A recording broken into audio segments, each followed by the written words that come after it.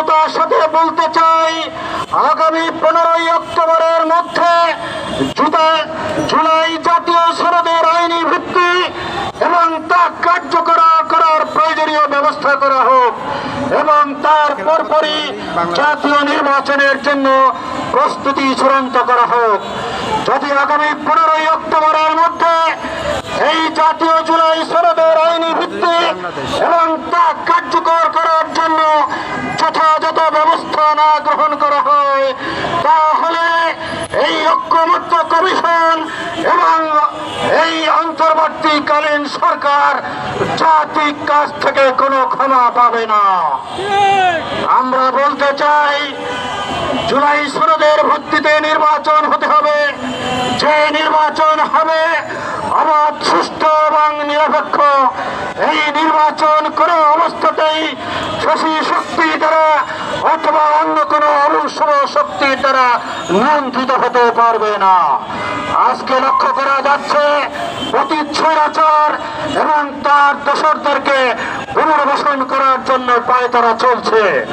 আমরা স্পষ্ট করে বলতে চাই, বিগত 16 বছরে যারা এই জাতির উপরে জগদ্দল পাথরের মতো বসে থেকে স্বৈরতান্ত্রিক শাসন করেছে, দেশের মানুষকে খুন করেছে, দেশের মানুষের অধিকার খর্ব করেছে, তারা এবং তাদের দোসর এই স্বৈরাচারের সাথে যারা নির্বাচনে অংশগ্রহণ করেছিল, মন্ত্রিত্ব গ্রহণ করেছিল, পার্লামেন্টে গৃহে ছিল, সকলকেই আমরা এক কাতারের অন্তর্ভুক্ত করতে চাই।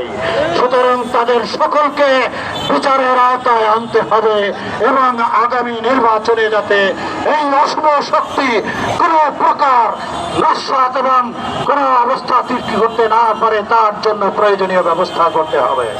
সাথে সাথে আমরা বলতে চাই, 26শে ফেব্রুয়ারির মধ্যে যে নির্বাচন, সেই নির্বাচনে অবশ্যই সকল পক্ষের অংশগ্রহণ অবাধ এবং সুষ্ঠু করার জন্য প্রয়োজনীয় লেভেল ফ্লাইং ফিল্ড নিশ্চিত করতে হবে এবং সকল দেশপ্রেমিক শক্তিকে সেই নির্বাচনে অংশগ্রহণ করার সুযোগের নিশ্চয়তা দিয়ে আইন শৃঙ্খলা পরিস্থিতি, নিরপেক্ষ প্রশাসন এবং সুষ্ঠু নির্বাচনের ব্যবস্থার জন্য প্রথম শর্ত জুলাই সনদের আইনগত ভিত্তি এবং তা কার্যকর, সেই আহ্বান রেখে আমার কথা শেষ করছি।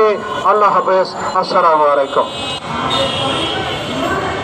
সংগ্রামী তৌহিদি জনতা, 6 দফা দাবি আদায়ের লক্ষ্যে এ পর্যায়ে গুরুত্বপূর্ণ বক্তব্য পেশ করবেন খেলাফত মজলিসের সম্মানিত নায়েব আমির শাইখুল হাদিস আল্লামা আহমদুল হক আহমদ আলী কাসেমি, মাওলানা আহমদ আলী কাসেমি।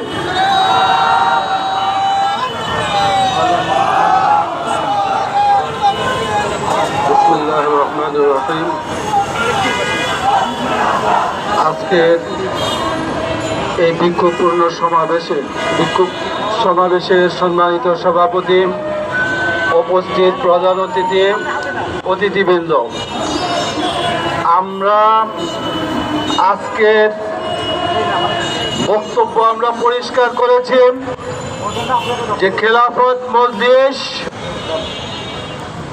আমাদেরকে বিভ্রান্ত করা হচ্ছে বিভিন্নভাবে, যে তারা নির্বাচন বিলম্বিত করার জন্য রাজপথে নেমেছে। আমরা বলি